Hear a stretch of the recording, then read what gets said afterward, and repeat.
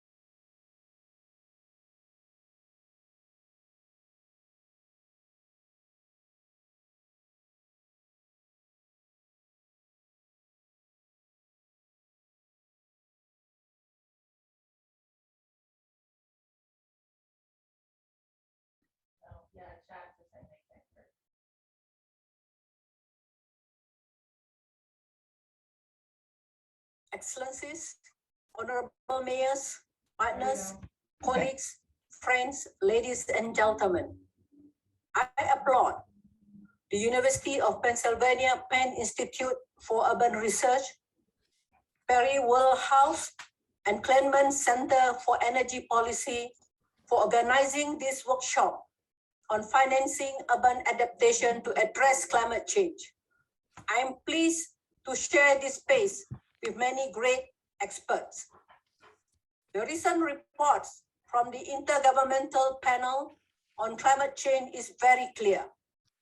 Many cities are facing climate challenges, but coastal cities in low and middle income countries and those with high levels of informal settlements are extremely hard pressed. Global warming comes with extreme weather events that are felt in many cities. We remember the heat wave and the wildfires in the North America and the Mediterranean region, flooding in Europe, China and East Africa, and droughts in many parts of Latin America. So 2021 was the hottest year on record. Last December, Typhoon Odette damaged and destroyed nearly 2 million houses in the Philippines. Urban-focused adaptation involves managing risk and building resilience. Well-functioning cities need a wide range of services such as water, transport, communications, energy, and waste collection. And all of them needs funds. I'm particularly worried about immense gap in infrastructure adaptation. To make cities resilient, they need trillions of dollars in investment each year. Yet, only $4 billion of climate change funds is earmarked for urban adaptation. So city networks, project development facilities, and think tanks all advocate that climate finance reaches programs that will improve the resilience of cities and urban communities. Many of these partners have submitted event proposals on urban climate finance for the World Urban Forum in Poland. UN Habitat is working with member states, the presidency and the local government and municipal authorities constituency to ensure urban adaptation at COP27 receive the attention needed and the local adaptation financing is addressed. I look forward to receiving the outcomes of your deliberations to fit into the World Urban Forum. Can you check that and box that allows participants to COP27. share their screen? Thank you.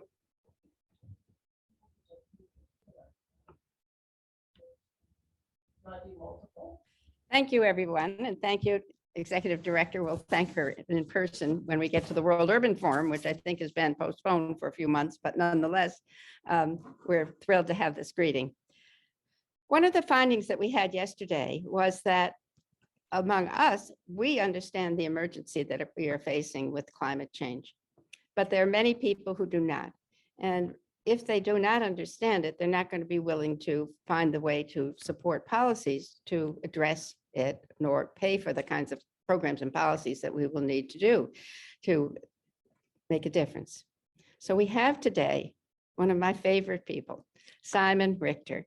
Simon is chair of the Department of German, but when he's not doing that, and when he's not teaching wonderful courses in German literature, he is what he calls himself a climate emergency gadfly.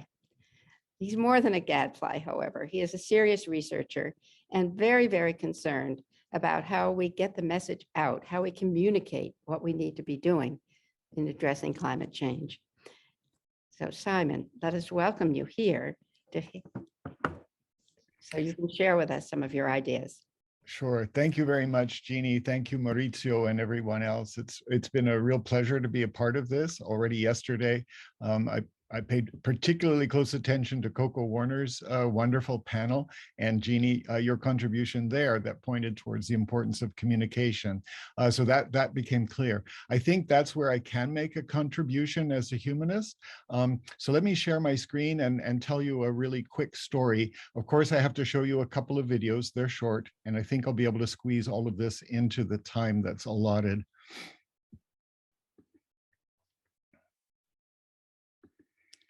All right. I hope that you are, actually, let me just stop that for a moment. I need to be absolutely sure that I've got the sound there. All right. I hope that you're seeing this, how Dr. Poltergeist got to the Prime Minister.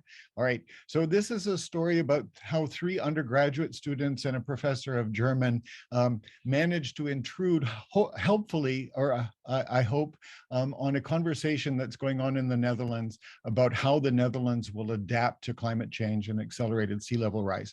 My evidence for getting to the Prime Minister is up there in the right-hand corner. That's from LinkedIn. The Director of Innovation of the Department of Engineering for the City of Amsterdam says to the Prime Minister, "Dear Prime Minister Rutte, what a masculine story you told yesterday at COP26. We've been battling the elements for centuries." That's that sort of chest thumping thing that the Dutch do.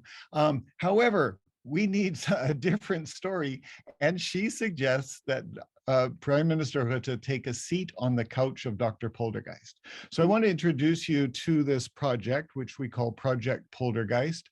It started as an undergraduate mentored research project with 3 undergrad students.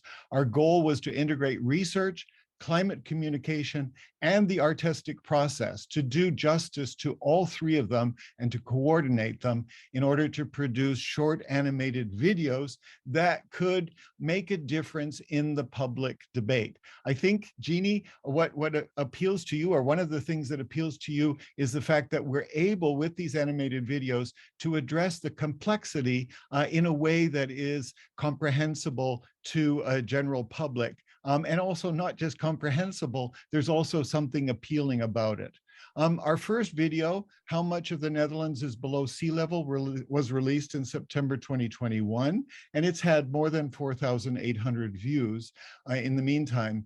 I know from the analytics and also from anecdotes that it's been seen by a lot of policymakers and water sector professionals in the Netherlands and in many other places, especially where the Dutch do business: Indonesia, Vietnam, Bangladesh, Colombia, etc. And I know that I'm not quite sure it's reached the Prime Minister, but it has reached the cabinet.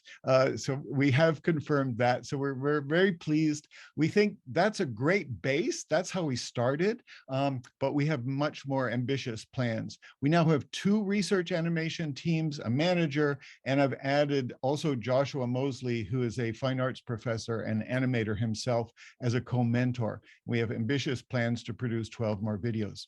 I need to show you the first video so you know what I'm talking about. I think this will do far better than my words. Welcome to Project Poltergeist, an ongoing series of animated videos that plumb the complexities of life below sea level. I'm Poltergeist, and I'll be your host as we peer beneath the surface in the Netherlands and other coastal regions.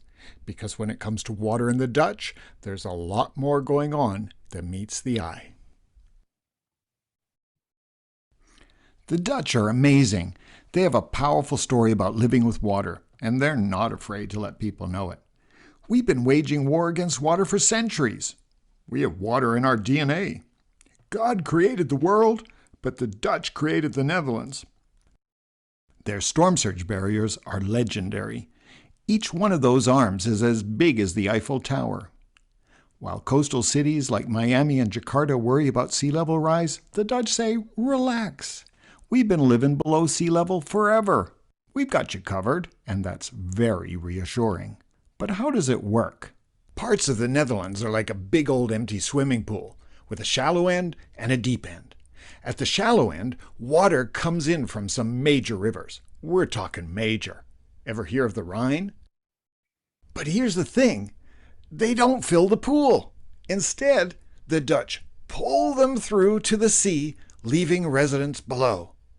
Along the coast, the deep end butts up against the North Sea.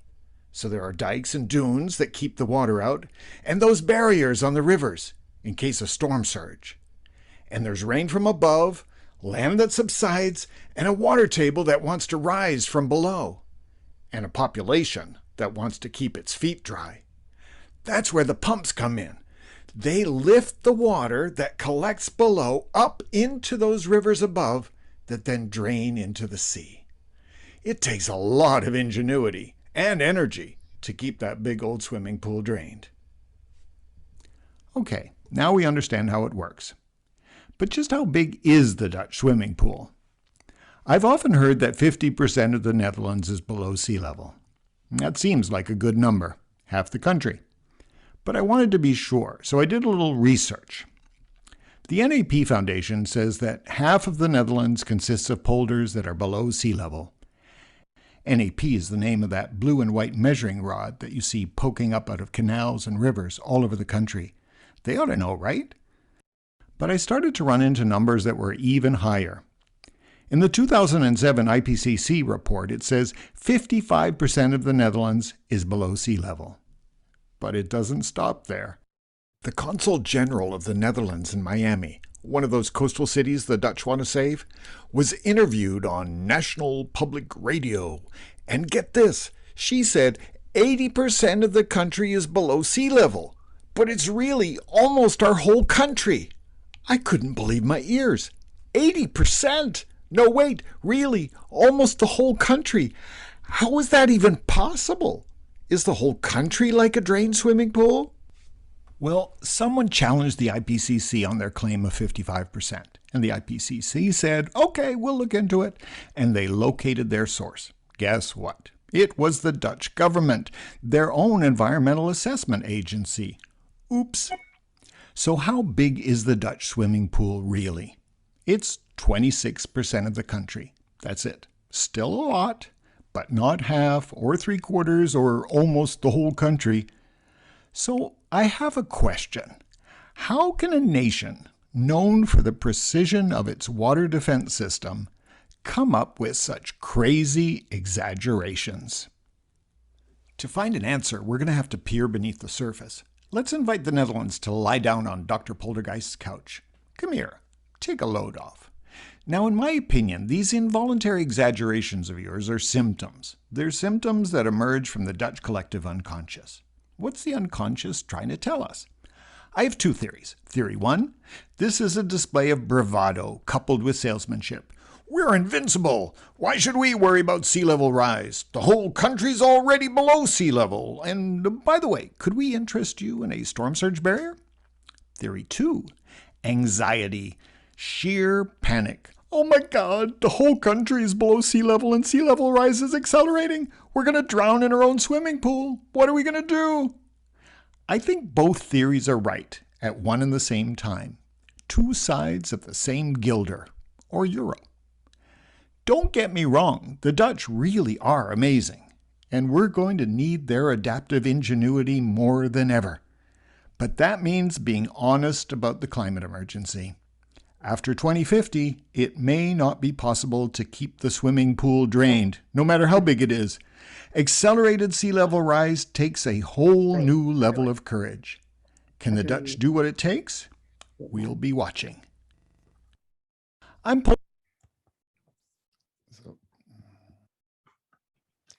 Let me stop it there. Okay, so you saw our first Poltergeist video. I want to tell you about our toolkit. What are we working with? So one of the tools in our kit is effective defamiliarization. So we use a metaphor, in this case, the drained swimming pool, which seems a little unusual, unfamiliar. It recasts the Dutch water defense system and the whole hydrological system with a metaphor that they're not familiar with, but at the same time, it's accurate. They can't say, that's not really right. So it puts things in a new framework. And also, with those hoses running over the cities, it points out a kind of implicit absurdity of the arrangement. Second, we combine narratives. There are two narratives, at least two narratives going on here. We explain how the water infrastructure works, and at the same time, we comment on both the physical and especially the psychological vulnerability of the Dutch situation.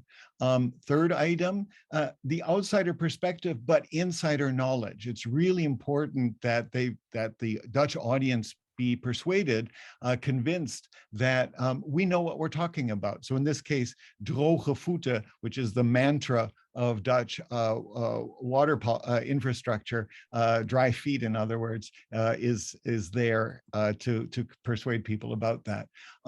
Another tool in our kit is expert consultants. We consult a lot of Dutch experts, the experts who are appropriate for our topic. In this case, we're talking to a philosopher who deals with the ethics of managed retreat. And these conversations are fabulous for the students, but they also lend credibility to our video, and they help us make sure that what we're saying is accurate. Translation is very important. You can see we have Dutch subtitles, Indonesian subtitles. The next videos will also have Dutch voiceovers. Gentle humor is very important. This moment in the video seems to have been the one that had tickled the Dutch the most, the idea that we could ask the Netherlands to sit down on the couch. The Netherlands or Dutch, in my experience, don't really like to peer beneath the surface, don't like to psychologize and so on. But I think that that's a valuable exercise. And a future perspective is very important too. So we're looking ahead and we're telling a positive story too. We're actually underscoring and supporting a vision of what the Dutch future will be that is complicated and difficult. It's called meebewegen. That's their version of accommodate. All right, I want to tell you briefly about our next video and then show you a sneak preview of what it's going to be. It's called, Is the Netherlands Too Deep to Fail? It has to do with a decision as to whether to advance or to accommodate. That seems to be the fundamental dilemma or choice that the Dutch face. At the same time, the Dutch are planning to build 1 million new homes in 10 years, and they know already that 820,000 of them will be built in vulnerable areas, meaning in floodplains or well below sea level.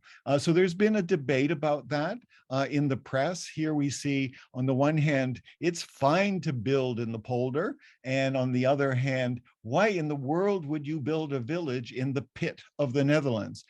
Both of those photos are taken at approximately 6 meters below sea level.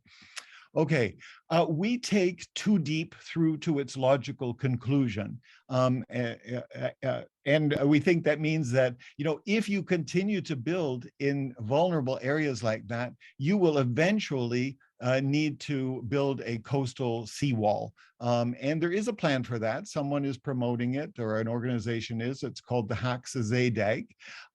But there is an even more radical idea, which is semi-satirical. You might have heard about it. Sjoerd Goeskamp, who's one of our experts, he proposed the Northern European Enclosure Dam and did a study as to its feasibility. This involves building a seawall from France to the southern coast of England, from Scotland to Norway, and thus enclosing the entirety of the North Sea and the Baltic Sea. At the same time, Marjolein Haasnoot, who is the Deltaris expert on climate adaptation, she is actively and risk, taking a considerable risk, is actively promoting the idea of verplaatsen, which is to say retreat. And so I wanted to show that here as well. Okay, one final piece of information you need to make sense of the next video.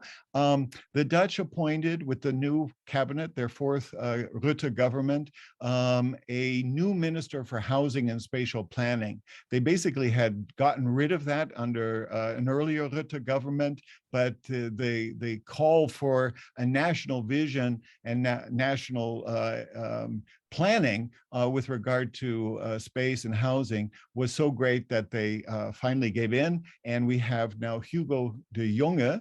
And what's important for the video is the fact that he wears very flamboyant shoes. So we wanted to pick up on that. Okay, let me show you this video, and then I think if there's a moment we can have a few questions and answers, but I'll be done at that point.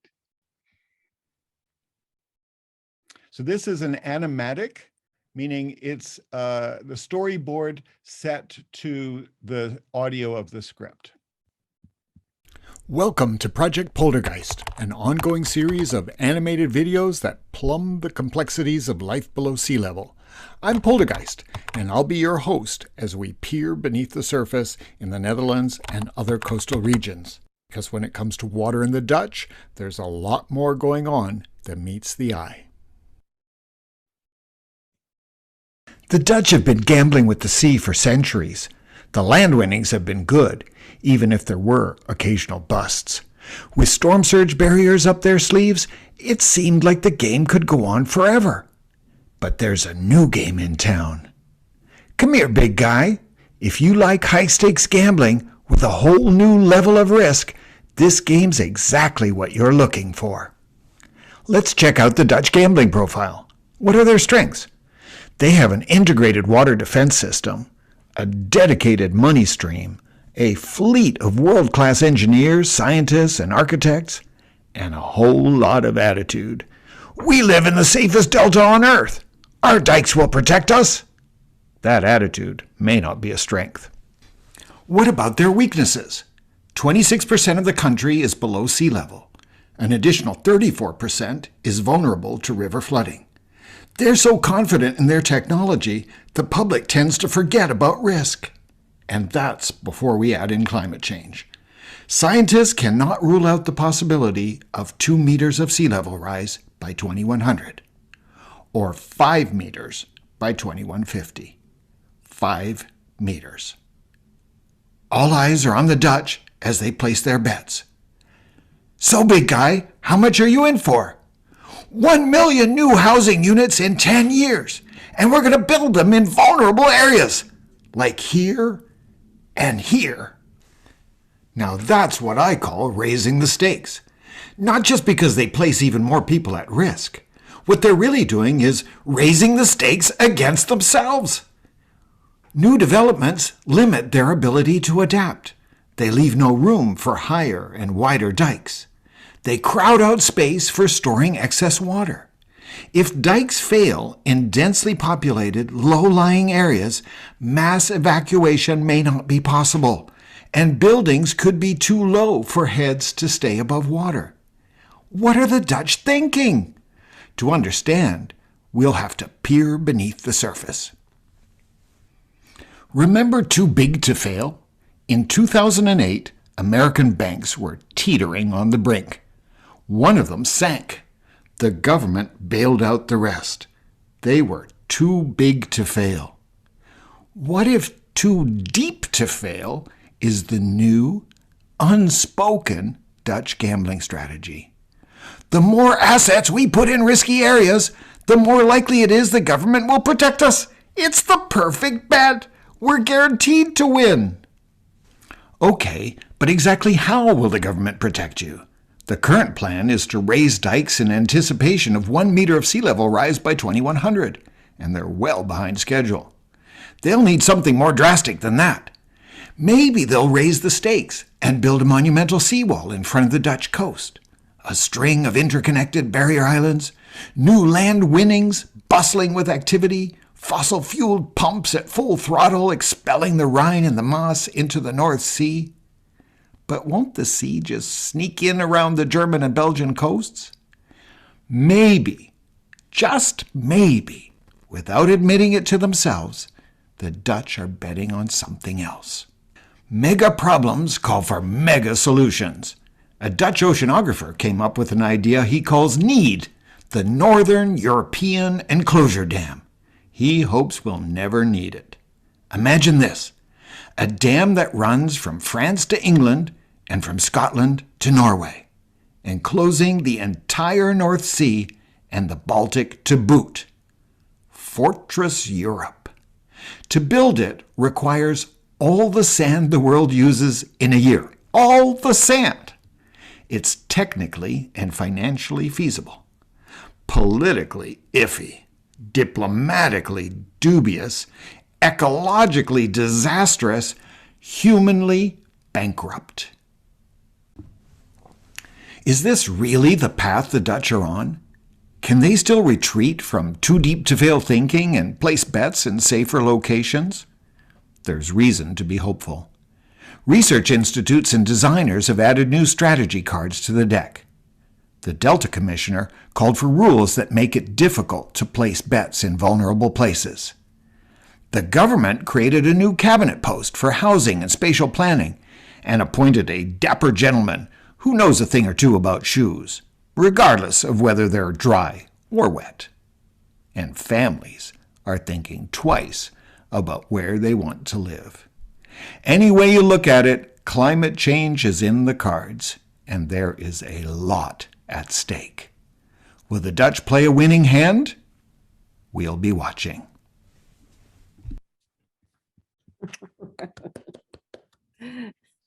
All right, that's it. Well, that was really very, very, very imaginative and really extraordinary, the amount of information and data that you're able to incorporate in this work, as well as making people aware of the issues that confront them. I wonder if there are any questions in the audience, if you want to just speak up.